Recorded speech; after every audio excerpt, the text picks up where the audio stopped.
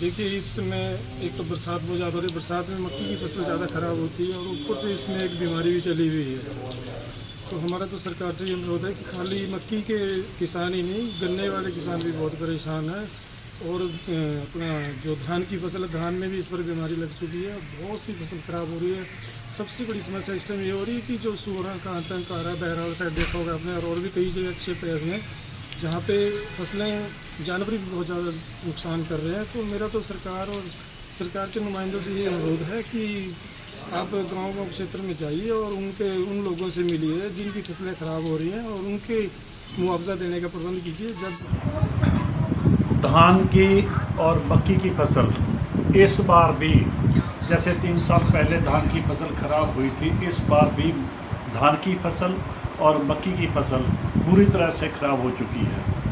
तो ये बीज जो सरकार से बीज लेके हमने मक्की और धान बोए थे, वो जिम्मेवार है इस चीज़ की।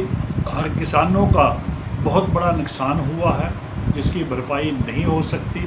तो हम रिक्वेस्ट करते हैं सरकार से कि ऐसे बीज आइंदा के लिए किसानों को ला करके ना दिए जाए, जिससे कि किसानों का बहुत बड़ा नुकसान होता है।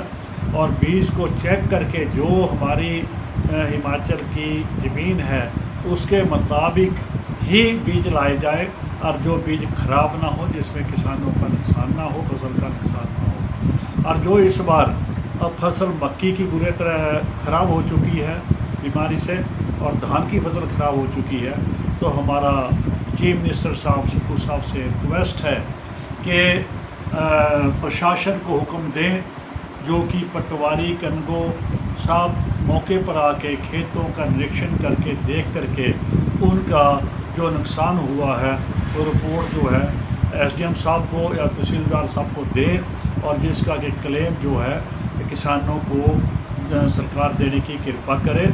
पहले भी धानों का क्लेम उस टाइम का कुछ दिया गया था, पूरा क्लेम सभी किसानों को नहीं मिला है। उसके बाद गेहूँ खराब हुई, गेहूँ जली है पिछली बार। कई स्थानों पे बाजरा साइड में बहुत गेहूँ चली, हज़ारों बीघों के हिसाब से। बिजली की स्पार्किंग की वजह से गेहूँ जो जली थी उसका भी कोई क्लेम सरकार ने नहीं दिया, और उसकी फॉर्मेलिटी बहुत बड़ी रखी हुई है। तो मेरी रिक्वेस्ट है कि उसके लिए सरकारी विभाग जो पटवारी साहब है, कनगो साहब है, उनको हुक्म दिया जाए कि मौके पर वो फसल को देखें और अपनी रिपोर्ट दें, और उनकी रिपोर्ट वैलिड हो, उसके ऊपर ऑब्जेक्शन ना हो।